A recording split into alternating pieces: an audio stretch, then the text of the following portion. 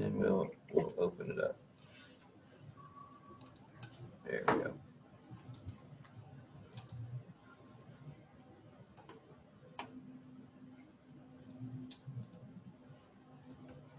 Okay, I was just telling the class before we clicked on Zoom, this is the completion of Unit 2. Exam is Wednesday, next Wednesday. So it will close at 11:59. It'll open at 001 or whatever you want to call it, midnight.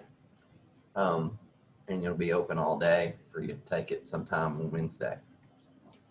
The review quiz, hope to get it up today sometime. We have web assist at 10, so it might be this afternoon before that quiz pops up. And that'll be yours to study with until test Wednesday. So got plenty of time to do that. All right, so we're gonna get going. I won't tell as many stories today since we are about 13 minutes officially behind. So we're talking about cestodes. We're talking about, as it says here, tapeworms. Okay, so you watch the video in lab, you understand what we're talking about, hopefully. You saw firsthand on it out in his yard, in his toilet. You saw it as he ingested it.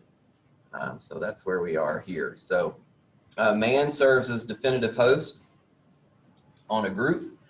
These are our Diphyllobothrum latum, the broadfish tapeworm, and we'll see broadfish in a little bit.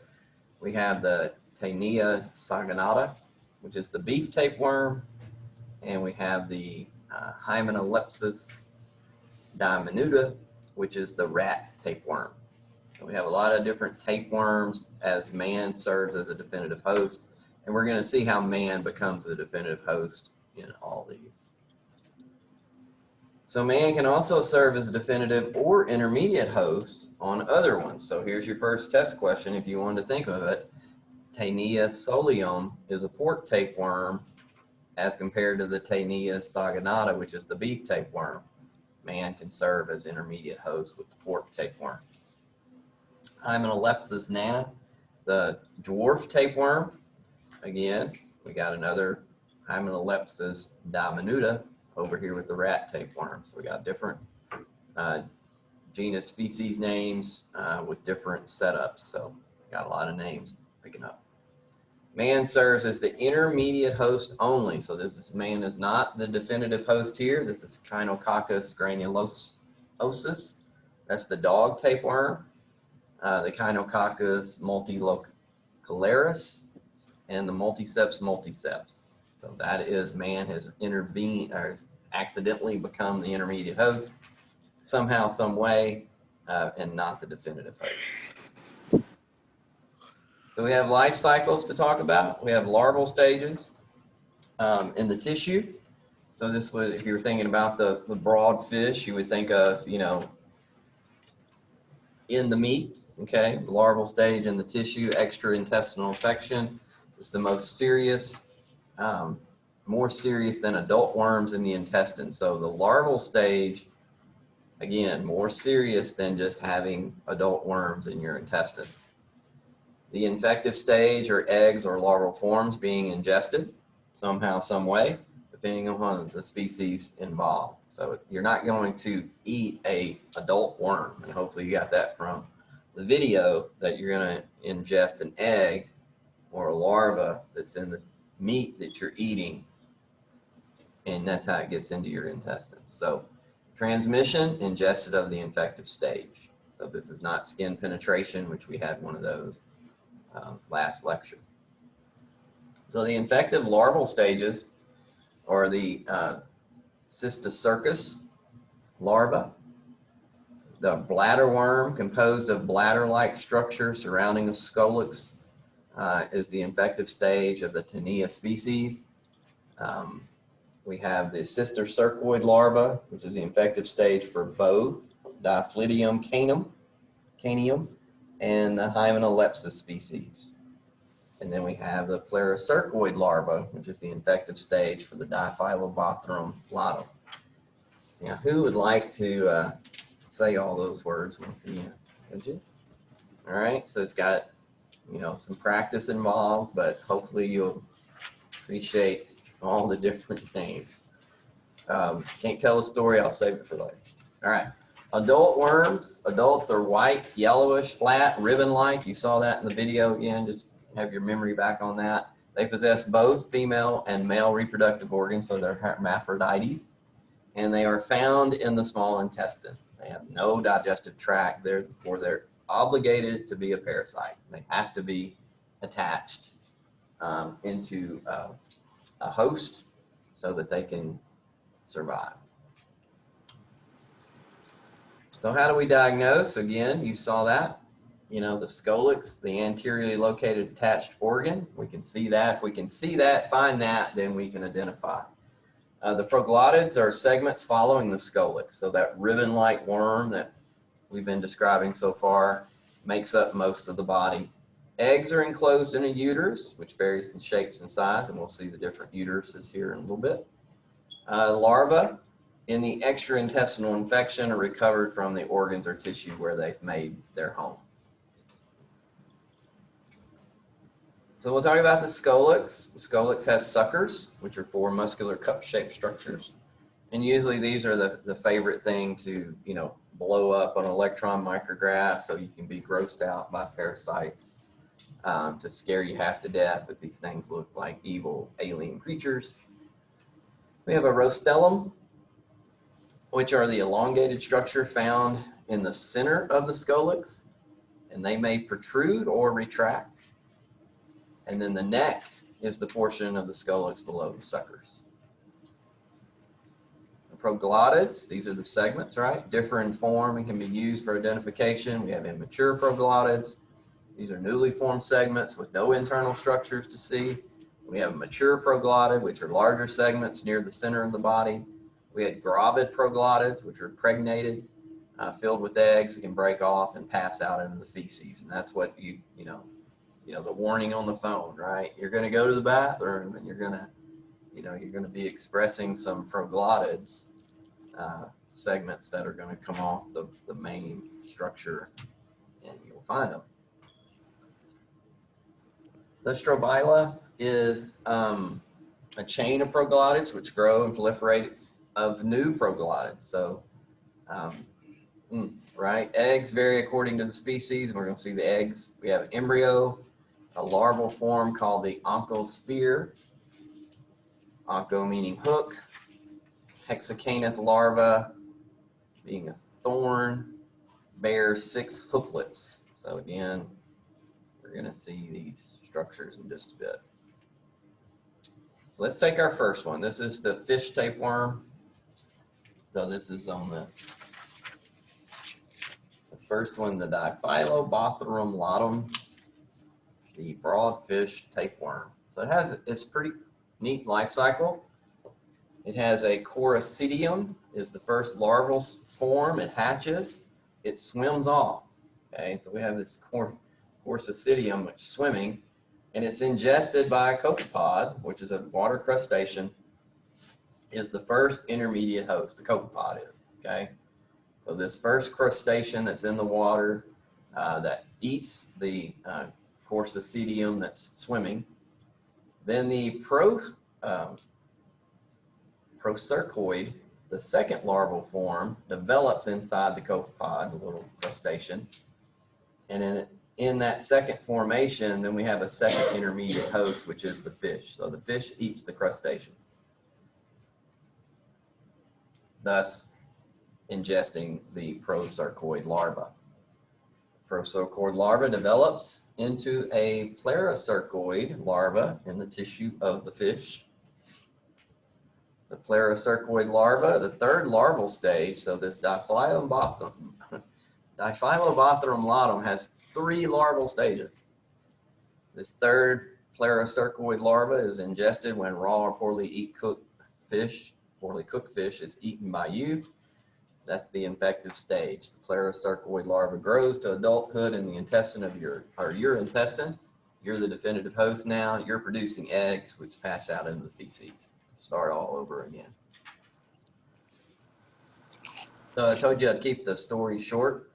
This is a study where they took Alaskan salmon and they started to dissect them and look, and they identified the broadfish tapeworm, and they found a Japanese tapeworm, the Diphyllobothrum. Anybody want to take this one on? Nihon Kinesis. Is that good enough? Kinesis. Which means that the Japanese tapeworm has made its way into North America. That's basically what this little story was all about. That's about, what, 8 years ago? So here's the fun CDC picture to go with our description that we just used.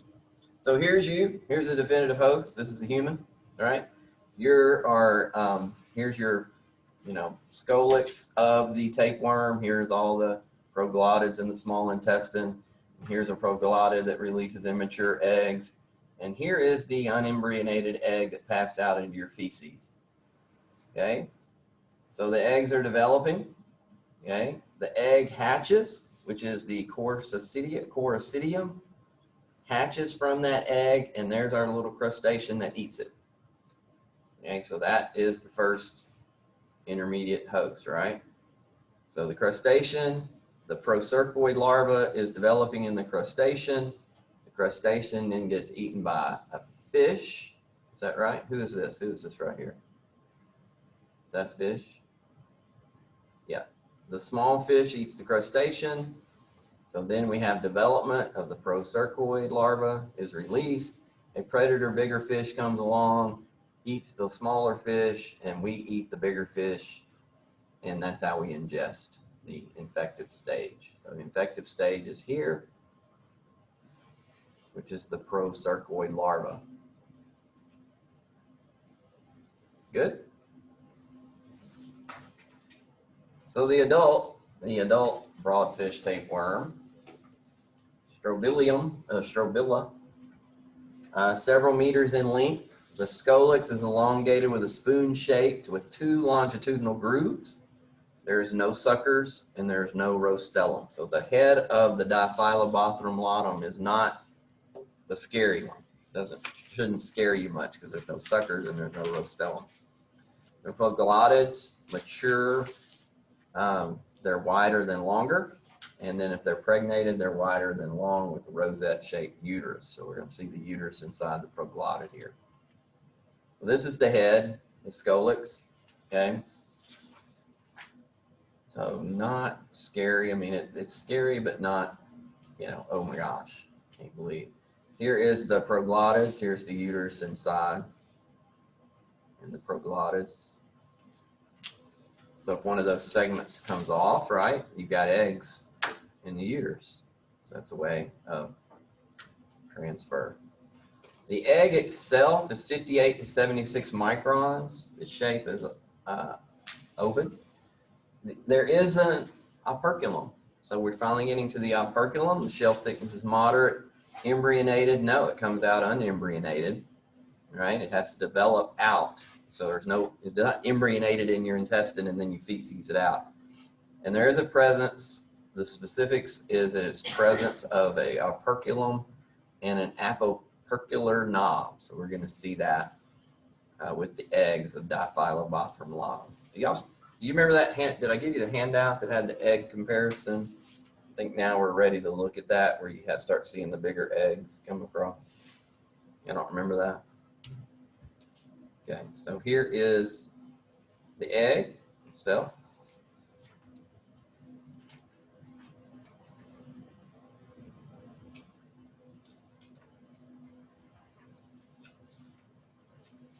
Awesome, right. So what disease does it cause? Presence of the adult worm is not associated with symptoms. Okay, you just saw it. You saw the guy, right? I mean, think of that. He's got if that tapeworm was Diphyllobothrum, B12 deficiency could develop. Pernicious anemia, y'all learned about that, right? I went over the anemias. B12 pernicious can develop if the worm attaches to the jejunum, and that's AMP, so that's your small intestine. This occurs primarily in patients with genetic predispositions to vitamin B12 deficiencies because the worm selectively absorbs B12. So how do we find them? Stool. Eggs and proglottids are in the stool. Direct wet matter or concentrate. Sparganosis. Move on. What is sparganosis?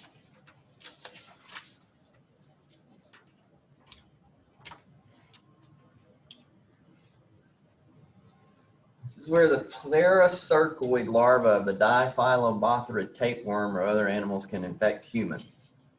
So when it's a human infection, it's called sparganosis. Man serves as a second intermediate host, harboring the third larval form while the adult stages occur in other mammals. Now, so confusing, right? We've got a lot of different paths we're going. Pleurocercoid larvae are the infective stage when man ingests infected copepods. So man is eating that early on, the first intermediate host.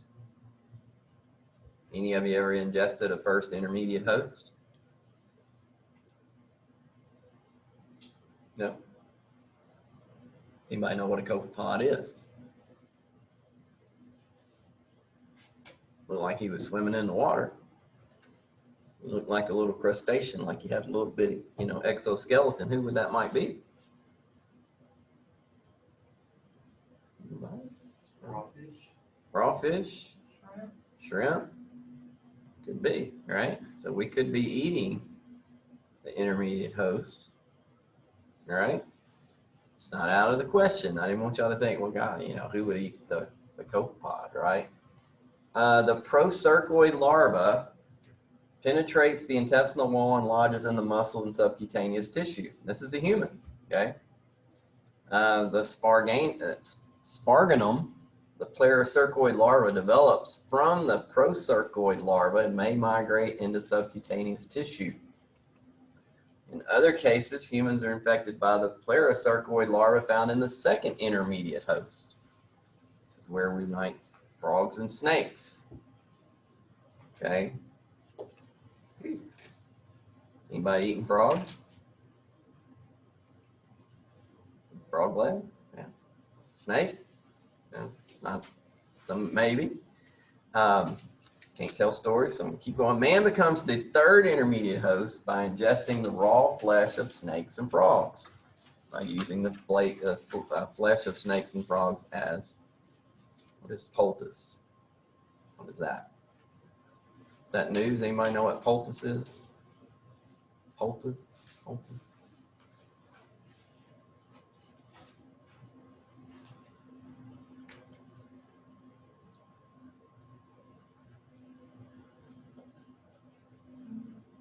Got an answer?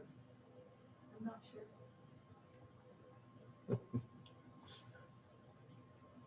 It's a paste. A paste, yes. That's all I need here is a paste. It might be a delicatessen, somehow, some way that you use frog and snake to make a paste. Sparganum larvae are white, wrinkled, and ribbon shaped. They range a few millimeters in length. The discrete subcutaneous nodules may appear, disappear. The nodules usually itch, swell, turn red, migrate, often accompanied by painful edema. May lead to other things like seizures and hemiparesis and headaches. Can be a symptom. Cerebral sparganosis. Eosinophilia is a common sign. Y'all know what that is, right? Hopefully. Ocular sparganosis is particularly well described because you get watery eyes, ephiphora, ptosis, which is drooping of the eyelid, signs like Chagas disease, cause of blindness. And this is a long story about a British man with Chinese ethnicity that came down with this and kept coming back to the doctor until they finally figured it out. And there it is. So there is an ocular sparganum larva that was in the wrong place. All right, so here is this life cycle. This is where we get intertwined, right? So I like to say, we're not the definitive host, okay? That's our dogs and cats over here. and we get intertwined because we become an accidental intermediate host because we eat the copepod, or we eat a frog, or we eat a snake. Okay, same life cycle, just different hosts, which would mean different names. Those names are Diphylidium caninum, which would be who? Who do you think this one is? Common in cats and dogs. Flea, you are correct. Diphylidium caninum, right, is a flea tapeworm, common in cats and dogs that have fleas. Proglottids are very motile. They migrate outside the anus where they forcefully release their eggs. Eggs are ingested by larval fleas of dogs and cats. The eggs hatch and the embryo develops in a cysticercoid larva. Within the flea, the cysticercoid larva retained in the adult flea. Dogs and cats ingest those fleas when they clean themselves.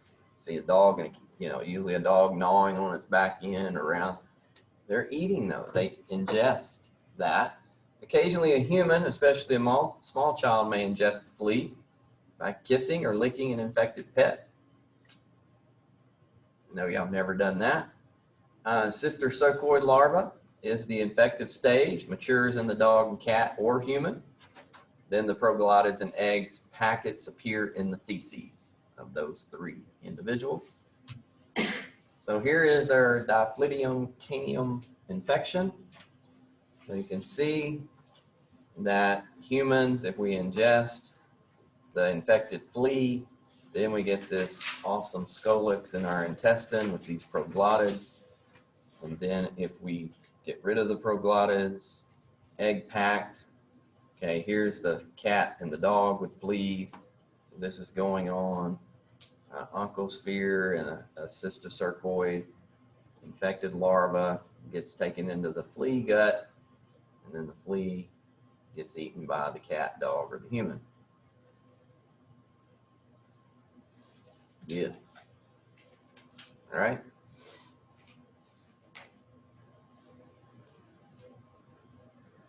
(30 to 40 microns, spherical. There is no operculum. The shell thickness is moderate. Embryonated, yes. Okay, so unlike our first, the broadfish tapeworm, we are embryonated when we leave. So eggs in packs of 5 to 30. There we are.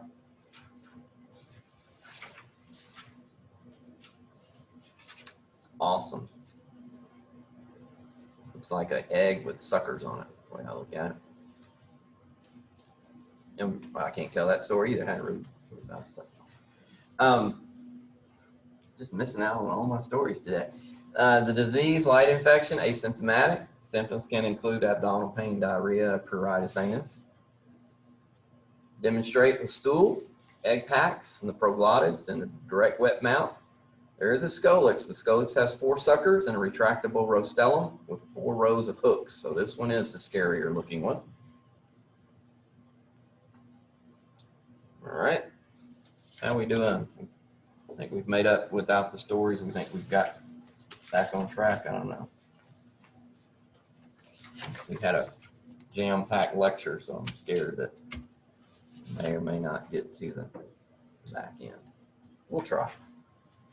You aren't doing anything after this class, are you? I have work at 10. Have work at 10? Yeah, we'll get you out at 9:59.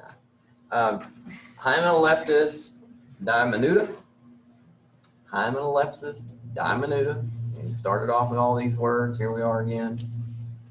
This is the rat tapeworm.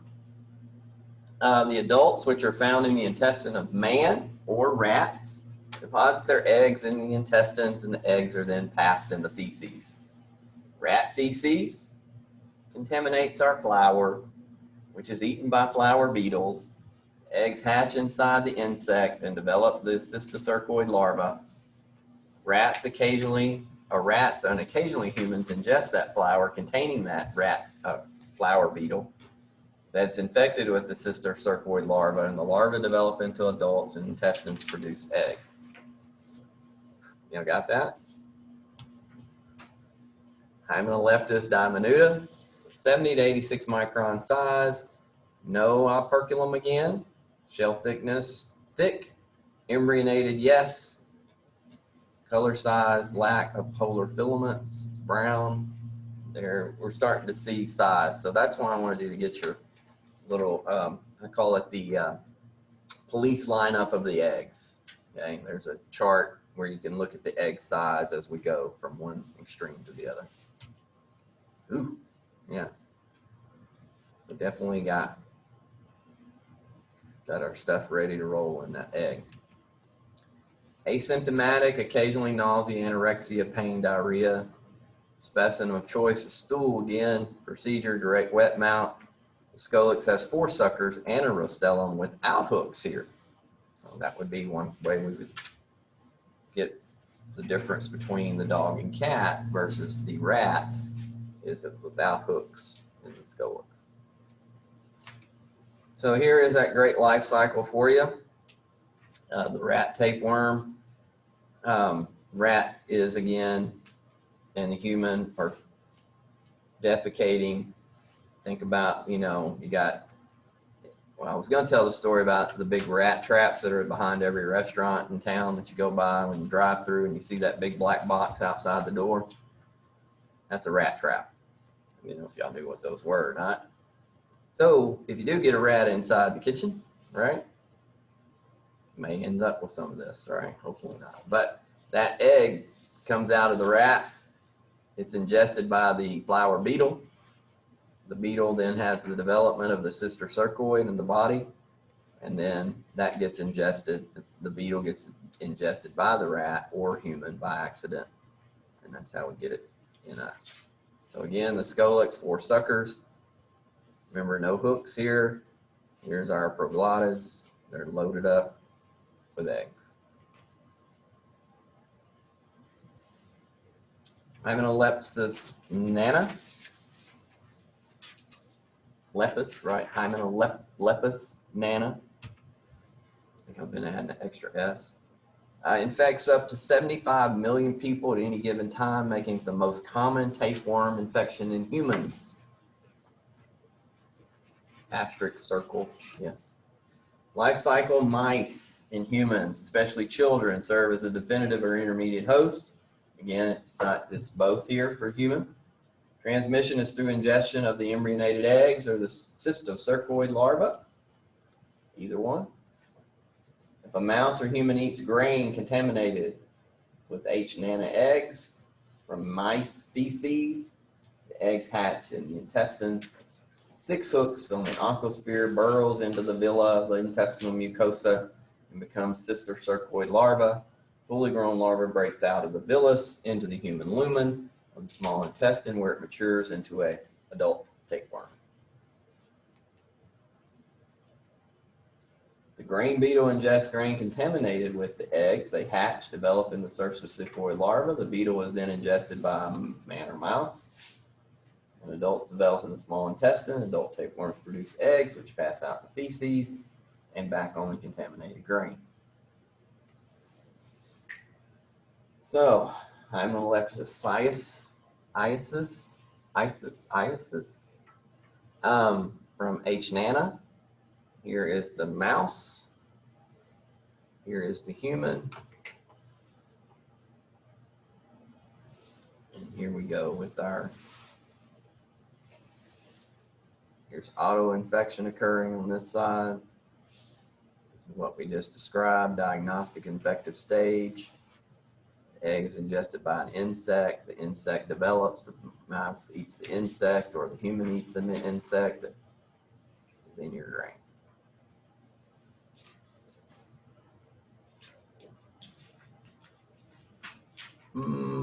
Okay, we'll cut the story, sorry. Doing good. I think we're doing good. Hymenalepis nana. Oh, that was the end of our story. Here we go with the egg. Broadly oval, operculum none. And we're hope to see these in lab coming up, right? We're going to pull out these eggs and take a look at them. think I have. There it is. There's another one. Another one. The disease usually asymptomatic. That seems to be pretty common, right? Except if the parasite occurs in large numbers and there's pain, diarrhea, headache, anorexia. Demonstrate by stool direct wet mount. The scolioc here bears a retractable rostellum with 4 suckers, a single circle of 20 to 30 hooks. So this one is scarier. All right. Moving to the Taenia species. How we doing?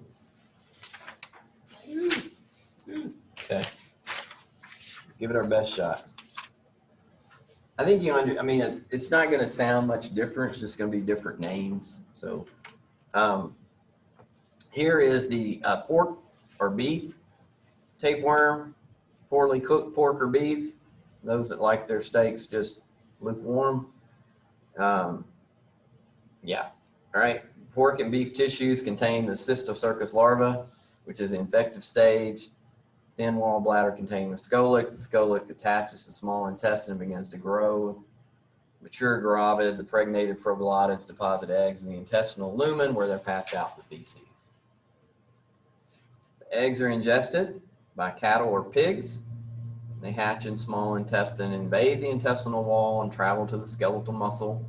Humans eat the flesh of the cattle or pig. To complete the cycle, the adult tapeworms may reside in the small bowel for years. They reach 2 to 7 meters in length. They can produce 1,000 proglottids, each containing 50,000 eggs, which gives us a grand total of 50 million eggs. Okay, and this is definitely the one we saw in the video. Remember, it was a beef tapeworm. There's our life cycle. So we have some names. We have Taenia saginata, which has 4 suckers but no rostellum. And we have Taenia solium, which has 4 suckers and a rostellum, is armed with a double row of hooks. So here, what would you say this one was? Who wants to take a shot? Is this the pig tapeworm or the beef tapeworm? There's your descriptions. 4 suckers, but no rostellum. 4 suckers with a rostellum armed with double row of hooks. First one, okay. Not that one. Second one, all right, that's our 2 pictures. No hooks, hooks. All right. The proglottids mature are wider than longer, wider than long. Pregnated proglottids are longer than wide with 1 set of male and female reproductive structures. There's a central uterine stem runs through the length of the segment. We have lateral uterine branches, and we're going to see a difference here. Saginata has more, Solium has less. So there you go. Ooh, okay. So this is how we would just, this is the proglottid. These are the uterine branches. You need to know Saginata has 15 to 20, so that'd be a little bit more than Solium.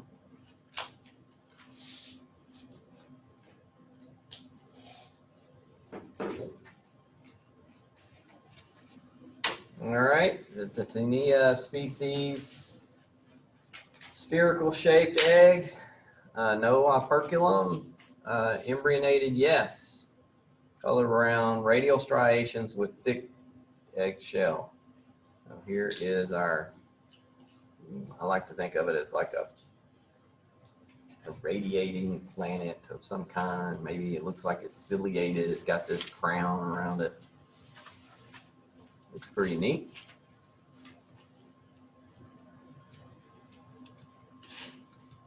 The adult worm causes no symptoms. Some patients experience, again, abdominal pain, hunger pains, indigestion, maybe a moderate eosinophilia. Again, demonstrate eggs or proglottids in the stool by direct wet mouth. the cysticercosis. This is where Taenia solium's eggs passed in the feces can be infected when ingested by humans. Ingestion of the eggs instead of the cysticercus larva allows man to become the intermediate host, not the definitive.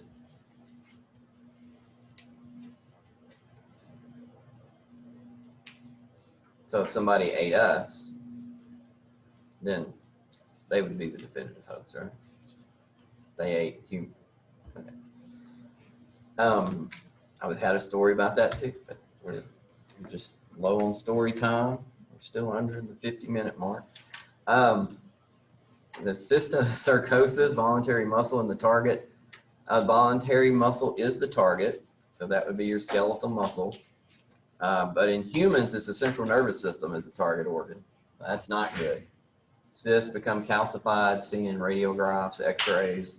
Heavy infections, there's a chance of larvae developing in the brain, eye, and additional skeletal muscle is much greater. If it's in the brain, you're going to have seizures, causes meningitis. Lodge in the eye, you got visual impairment. And we have our cysticercosis. Remember, this is where the human becomes the intermediate host. Is that right?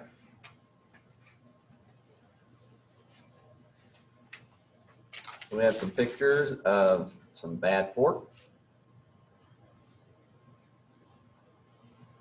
in the eye.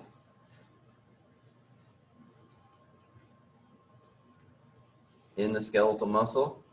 See, it looks like you've been shot with something. All right.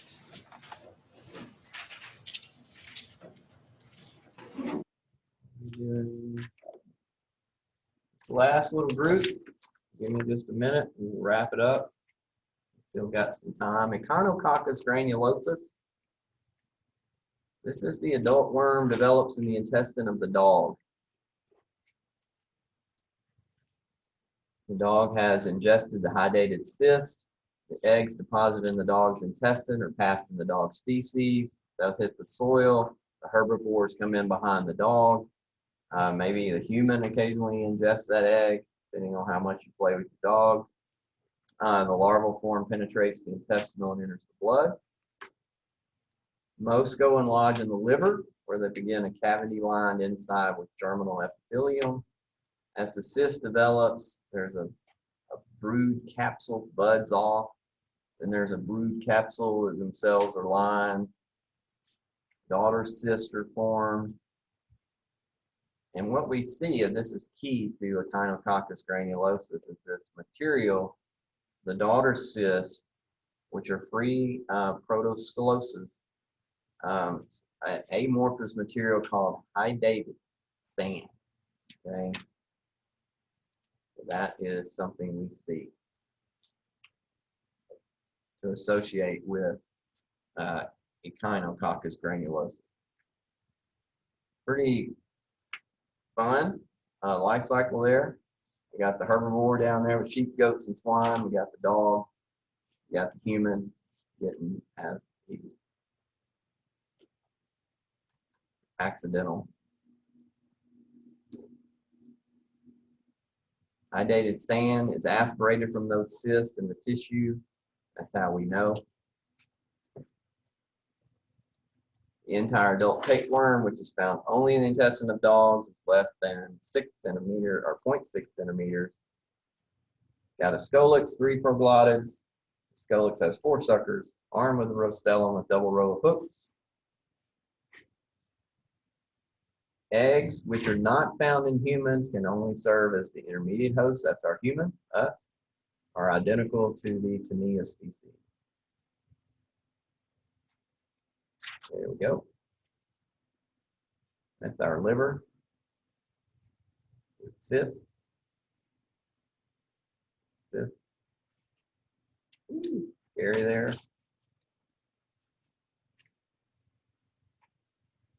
Finishing up, the disease, vary depending on the size of the cyst.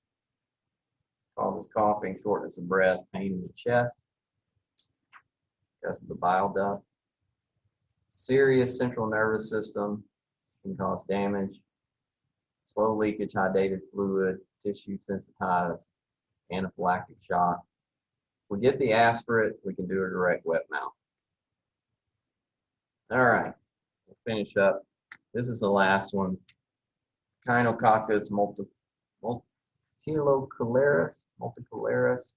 This is in foxes, are the definitive host. And the reason we're just kind of like, you know, I don't think you come in contact with fox very often. But you may. High dated cyst again. That's not a fox.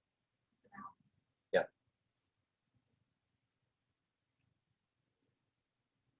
Multiceps.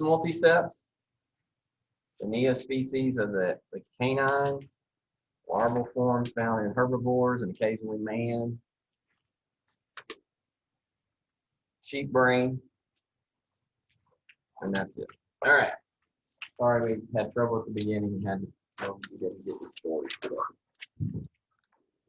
All this will be in the Quizlet, or quiz that you've got to take, and it'll help you for the exam on Wednesday. I will see you again in lab on Tuesday, and we'll hopefully break out some more eggs that will help review for this section, unit section. All right, y'all have a great weekend. See you later, Zoom.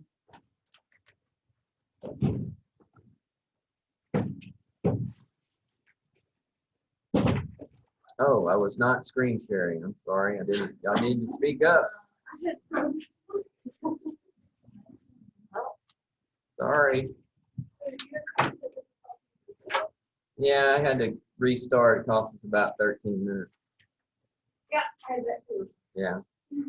And then I didn't see the chat that came across at 9:30 about where you screen sharing, but they don't really need to see. They got the PowerPoints. All right. See y'all later.